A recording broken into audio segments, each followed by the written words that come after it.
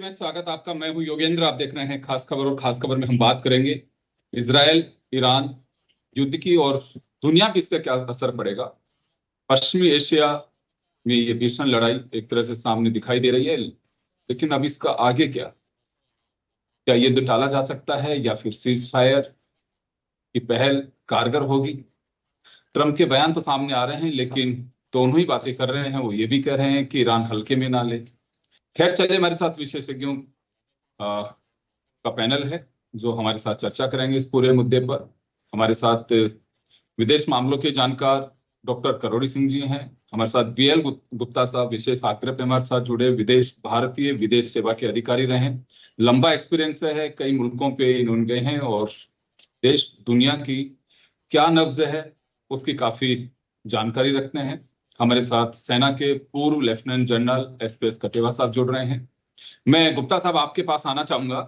यह लड़ाई संभावित थी क्योंकि कई बार जिस तरह की तल्खियां चल रही थी, तनाव का माहौल दिखाई दे रहा था, उससे लगता था कि होगा, क्योंकि इजराइल फिलिस्तीन, उसके बाद में ईरान, ये चीजें चल रही थी। जिस तरह से ईरान और अमेरिका के बीच भी कभी कभी जिस तरह के डायलॉग सामने आ रहे थे, वो तमाम ऐसे लग रहे थे कि हाँ कुछ तो होगा, लेकिन इतना तुरंत होगा ये शायद अंदाजा नहीं होगा।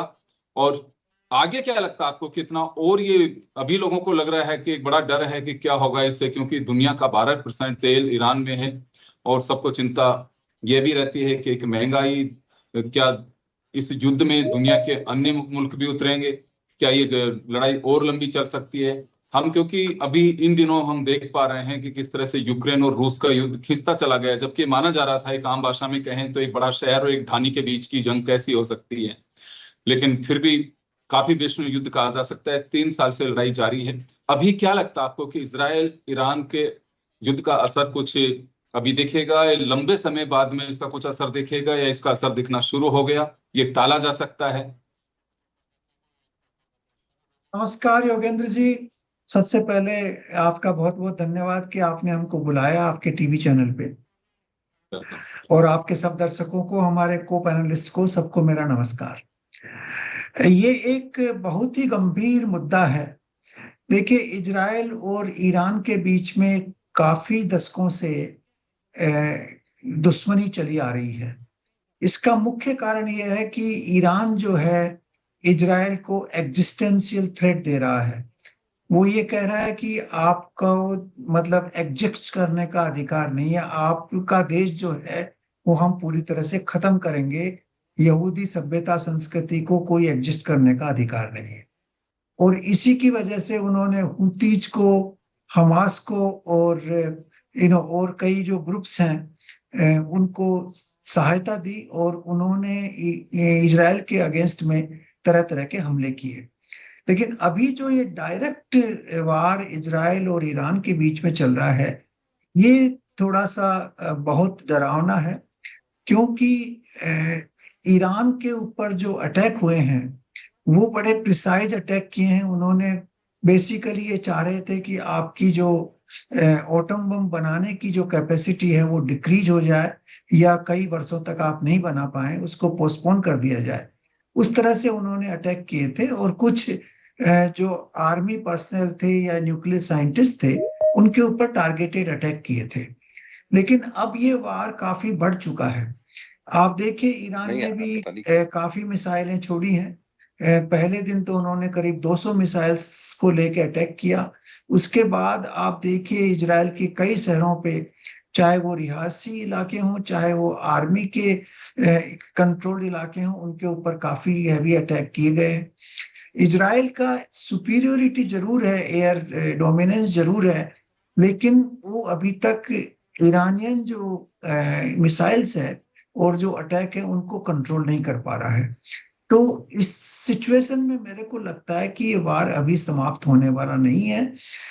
अपन ने देखा था कि हमास के टाइम में भी ऐसा लग रहा था कि ये वार कुछ वीक्स में खत्म हो जाएगा, लेकिन अभी तक वो वार चल रहा है।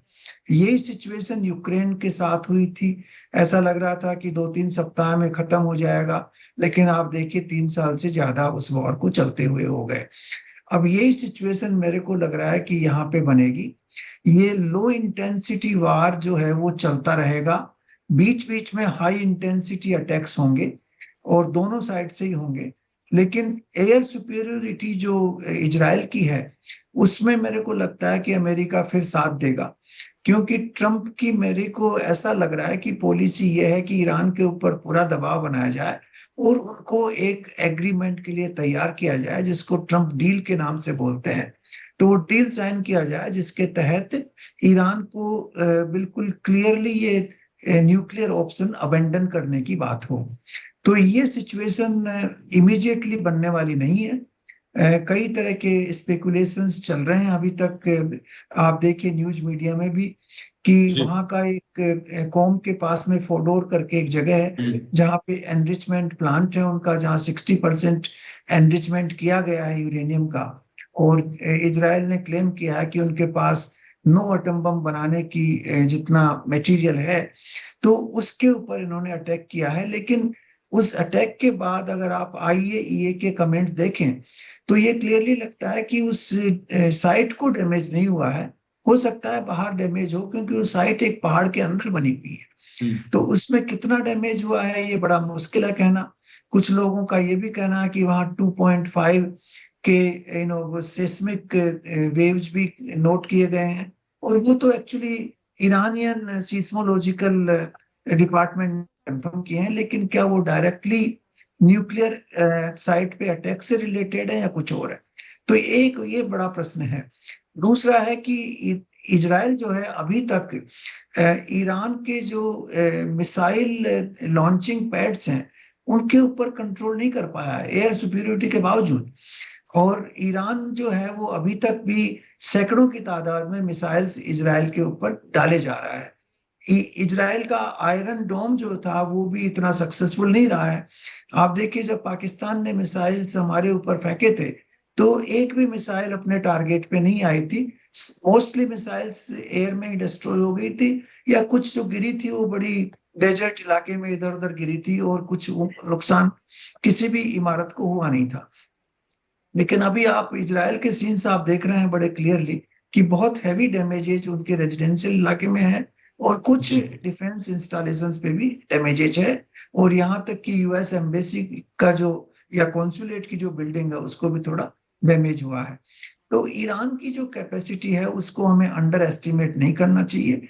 कुछ लोग ये भी कह रहे हैं कि उनकी मिलिट्री लीडरशिप जो मारी गई है उसकी वजह से शायद वो इतना एग्रेसिवली लॉन्च नहीं नहीं कर रह पा रहे पाए। हैं। जी लेकिन बिल्कुल। सेकंड लेडर जो है वो धीरे धीरे तैयार होके जब आगे आएगा तो हो सकता है कि उनकी लॉन्चिंग कैपेसिटी और बढ़ जाए।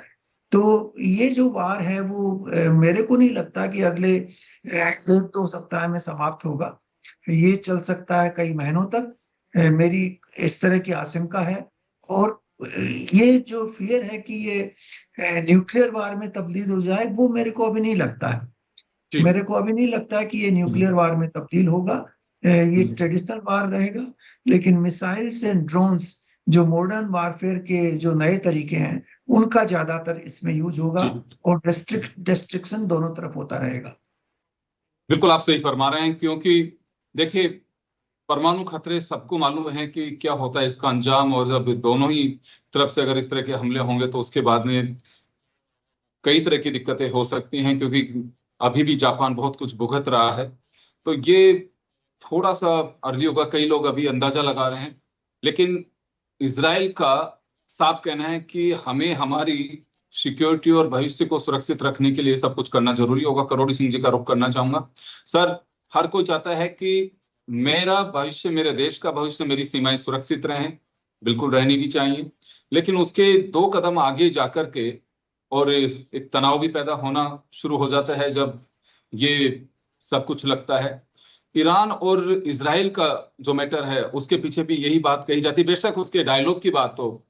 और दूसरी तरफ ईरान कई बार ये बात कह चुके हैं कि यहूदियों को यहाँ पर किसी भी तरह का कोई अधिकार नहीं है कि वो एक इस तरह की मुल्क को चलाएं या फिर दुनिया की इस डोमेन में इस तरह से अपनी भूमिका में रहें। तो क्या लगता है आपको कि कोई सबक लेगा इससे, या फिर इसी तरह से सिलसिला चलता रहेगा और ये तनाव खत्म होने वाला नहीं है? देखिए योगेंद्र जी, आपने सवाल से शुरू किया और जवाब भी आपने खुद ने ही थोड़ा सा दे दिया है। लेकिन मैं हाँ। उसको थोड़ा सा 2-3 पॉइंट बताना चाहूंगा। जो गुप्ता जी ने भी कहा कि इजराइल के लिए एग्जिस्टेंशियल प्रॉब्लम है। ईरान है वो प्रोक्सी वार कर रहा है, हिजबुल्लाह को सपोर्ट कर रहा है, हुतीज को कर रहा है, हमास को कर रहा है। और ईरान न्यूक्लियर बम बना रहा है। ईरान न्यूक्लियर बम बना रहा है या उनको सपोर्ट कर रहा है, दोनों ही स्थिति में इजराइल को क्या इंटरनेशनल लॉ में ये राइट है कि अपनी सीमाओं से दूर, जहां सीमा भी नहीं लगती, 2000 किलोमीटर दूर अटैक करे? उसके लिए मैकेनिज्म है इंटरनेशनल लॉ में, इंटरनेशनल कम्युनिटी है। तो वहां वो बातचीत कर सकते हैं इस तरह की, क्योंकि बहुत सी चीजों के जो प्रोक्सी है उसके तो समर्थन सबूत ही नहीं होते हैं। तो इजराइल के लिए एग्जिस्टेंशियल प्रॉब्लम है या ईरान के लिए? मुझे लगता है सबसे बड़ी एग्जिस्टेंशियल प्रॉब्लम है वो पैलेस्टाइन के लिए है। और अमेरिका निरंतर रूप से 2 स्टेट सॉल्यूशन की बात कर रहा था। पिछले 2-3 दिन से अमेरिका उससे पीछे हट गया है। कल से यूएन में सऊदी अरब और फ्रांस के स्पॉन्सरशिप में सम्मेलन हो रहा है न्यूयॉर्क में। और उसमें ट्रंप ने स्पष्ट रूप से कहा कि कोई 2 स्टेट सॉल्यूशन पे देश नहीं आएगा। अगर कोई आता है तो उसके भयंकर परिणाम होंगे। प्रैक्टिकली ट्रंप ने धमकाया है उनको, जो न्यूयॉर्क में सम्मेलन कर रहे हैं यूएन में। तो ऐसी स्थिति में देखिए, इजराइल को सेल्फ डिफेंस का राइट है, उसी प्रोपोर्शन में पैलेस्टाइन को भी सेल्फ डिफेंस का राइट है, उसी प्रोपोर्शन में ईरान को भी सेल्फ डिफेंस का राइट है। तो पैलेस्टाइन स्ट्रगल कर रहा है राइट ऑफ सेल्फ डिटर्मिनेशन।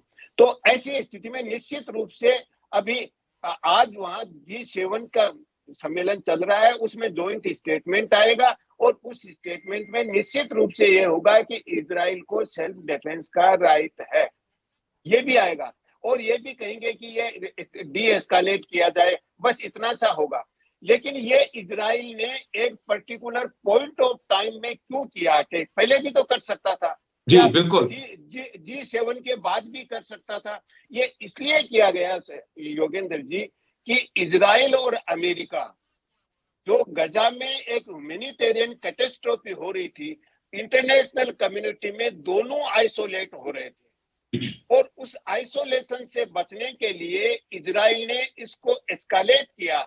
अब अमेरिका से अपील कर रहा है कि आप युद्ध में डायरेक्ट सम्मिलित हो, इजराइल ने वो भी कर ली।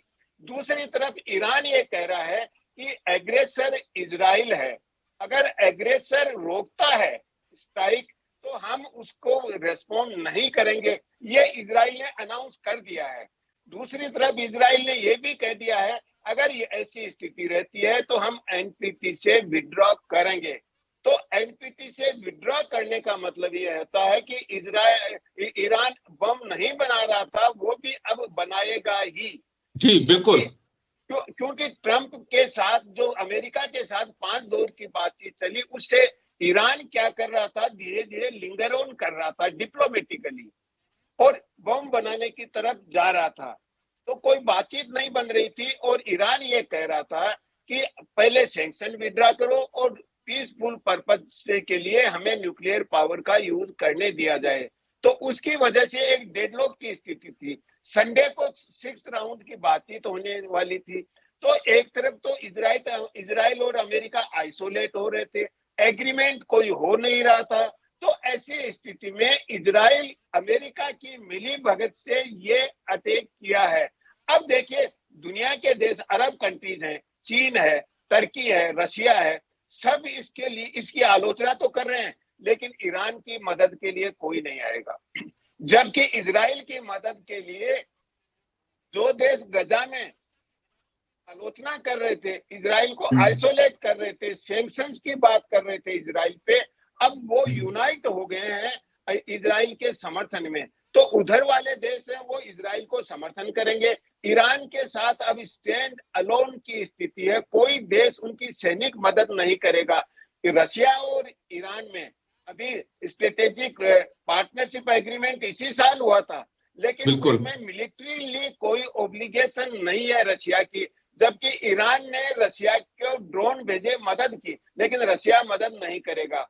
तो इस रूप में अगर सबसे पहली एग्जिस्टेंशियल प्रॉब्लम हो पैलेस्टाइन के लिए है, दूसरी ईरान के लिए, नहीं कि इजराइल के लिए, क्योंकि इजराइल को हर जगह, लेबनान में भी वो इजराइल लड़ेगा, यमन में भी लड़ेगा, सीरिया में भी लड़ेगा, पैलेस्टाइन में भी लड़ेगा, ईरान में भी लड़ेगा। तो इजराइल के लिए इतनी बड़ी एग्जिस्टेंशियल प्रॉब्लम होगी कि हर जगह वार लड़ेगा।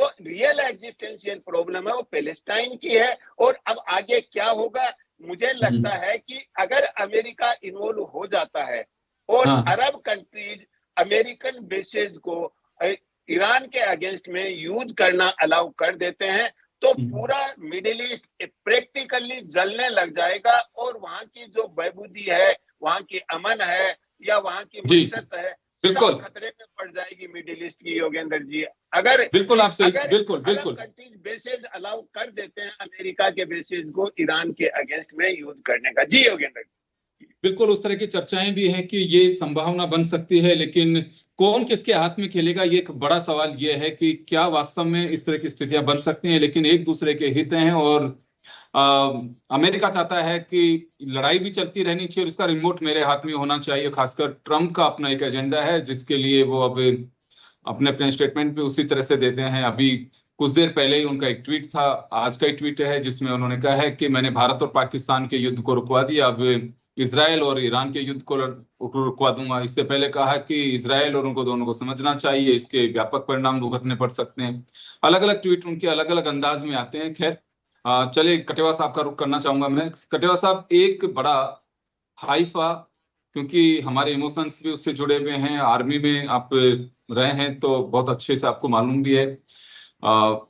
एक ही शहर को लेकर के कुछ इमोशंस की बात में भी कहीं पे था तो लोग कह रहे थे कि आप नहीं गए, लेकिन वो बहुत ही महत्वपूर्ण शहर है।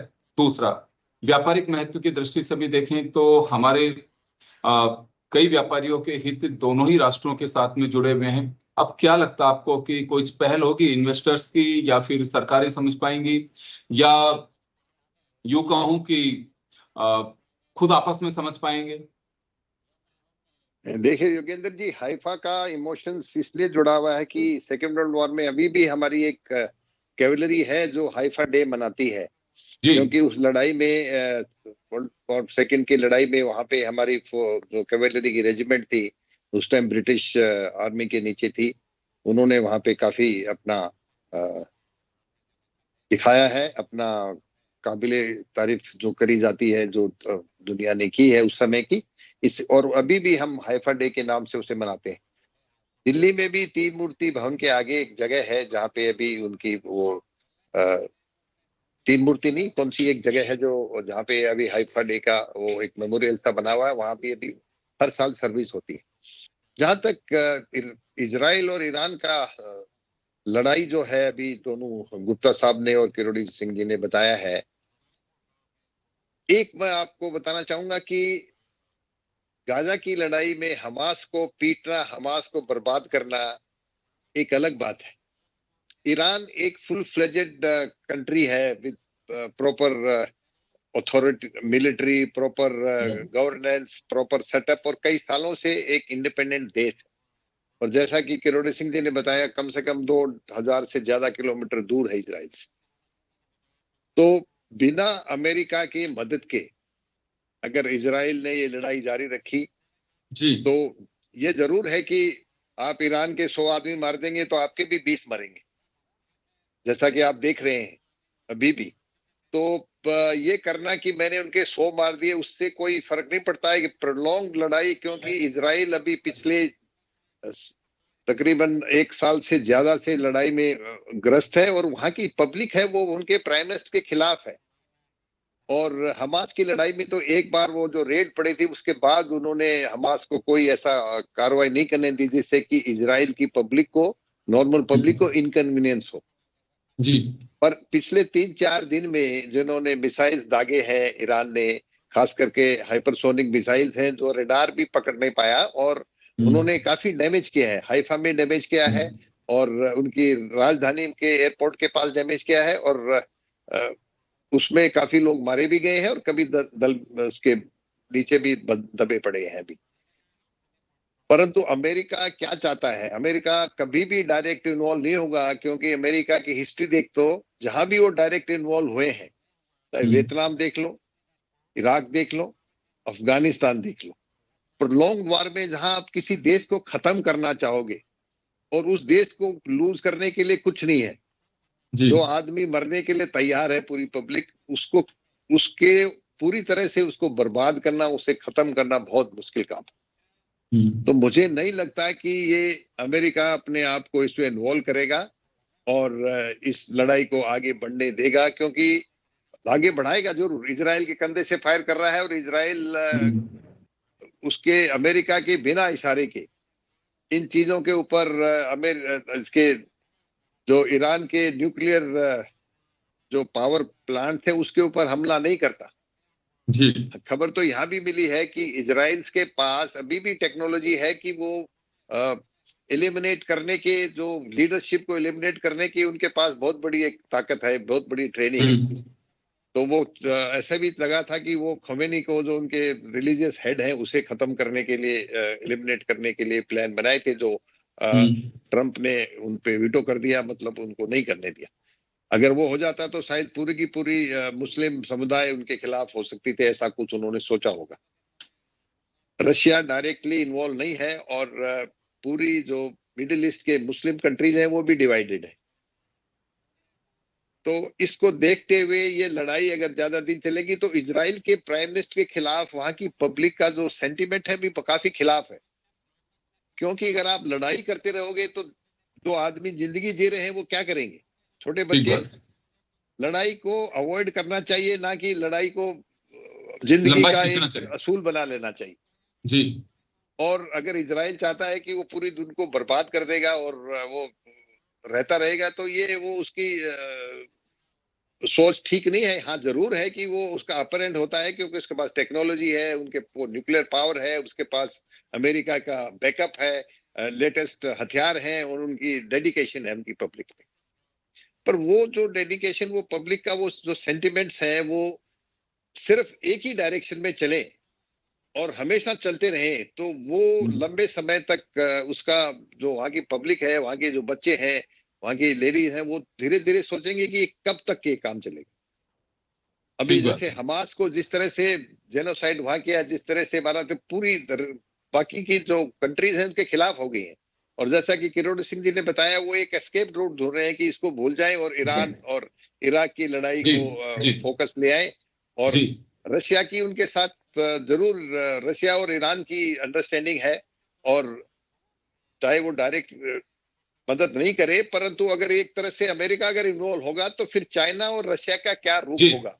ये जो पावर बैलेंसिंग फैक्टर है, जो सोचते हैं कि वो देश उनका जियोपॉलिटिक्स में उसका क्या प्रभाव पड़ने वाला है, और उनकी जो गिनती है, उनका जो पावर है वो कहाँ रह जाएगा, तो वो जरूर मदद करते हैं। जी कटेल साहब, मैं रोकना चाहूंगा एक बार आपको, मैं एक बार गुप्ता साहब का रुख करना चाहूंगा क्योंकि समय के में। गुप्ता साहब, मैं आपके पास में आना चाहूंगा। बड़ी बात ये होती है कि क्यों हर व्यक्ति ये अपना देखता है कि मेरा नफा नुकसान क्या है, भारत पे क्या असर पड़ सकता है इसका? देखिए, ये दोनों देश इन ए वे भारत से बहुत दूर नहीं है।